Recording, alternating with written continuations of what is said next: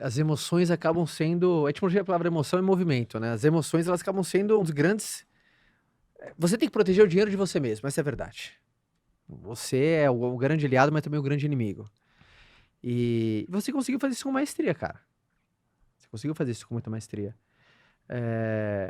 Por que você acha que você foi tão bom, por exemplo, em abdicar de prazeres momentâneos, por exemplo? De onde veio essa percepção de ter essa inteligência do longo prazo, sabe?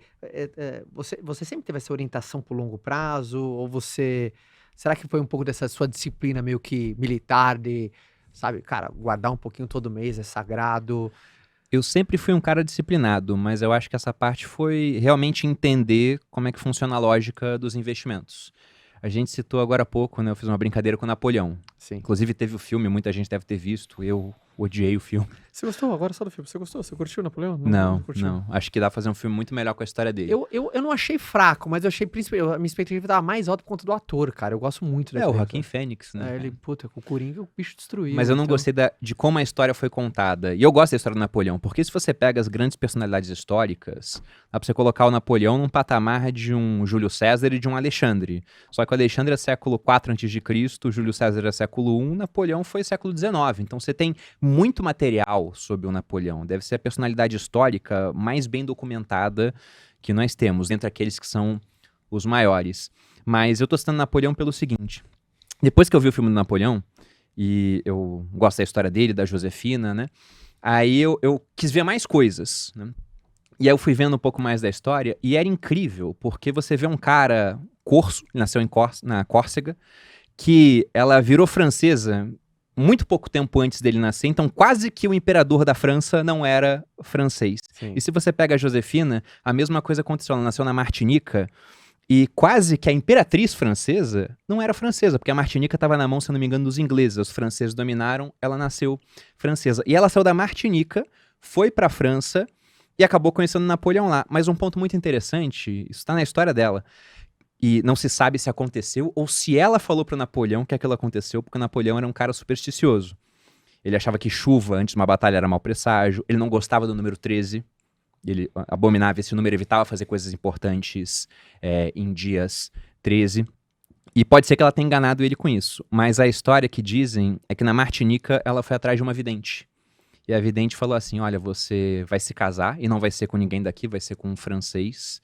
O seu primeiro casamento não vai acabar bem, mas você vai sobreviver ao seu marido. O marido dela foi guilhotinado na Revolução, coisa de uma semana antes de passar aquela fase do terror. E ela quase foi guilhotinada.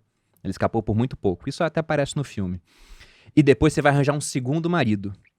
E ele vai ter uma origem que não vai ser das melhores, mas junto com ele você vai virar mais do que rainha. Aí ela foi pra França, aconteceu tudo isso, o marido dela original foi guilhotinado, ela quase foi guilhotinada, foi apresentado a Napoleão, porque ele tinha muito sotaque, ela já tinha aprendido como é que tirava o sotaque, ela tinha um sotaque na Martinica também. Ele se apaixonou por ela nem tanto por ele, e pode ser que ela ficasse chantageando Napoleão com a ideia de que, olha, pra eu ser mais do que rainha, você tem que ser mais do que rei, então cola comigo que você tá bem.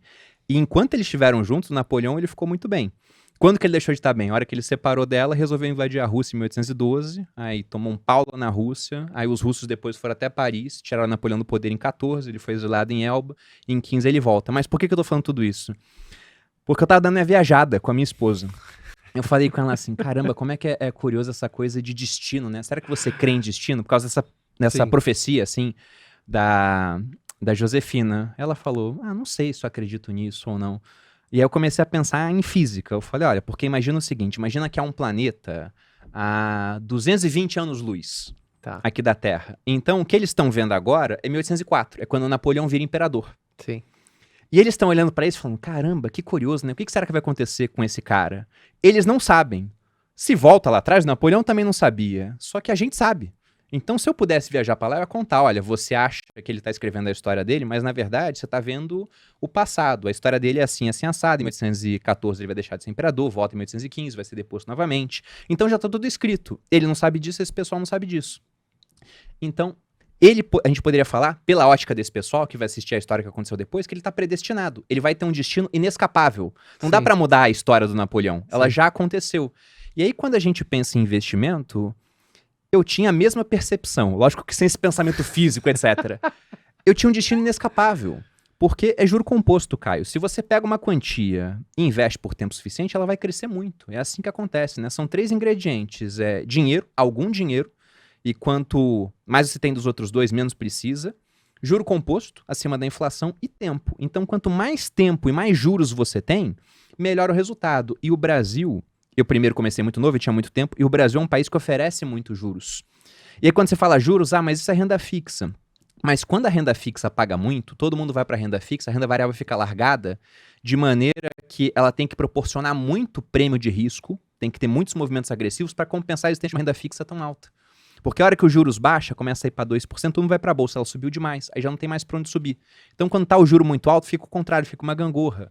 Então, o Brasil é um país que ele dá muita oportunidade para quem tem essa cabeça de entender que se você abrir mão um pouquinho, não é de tudo, no presente, para colher no futuro, a colheita tende a ser muito boa.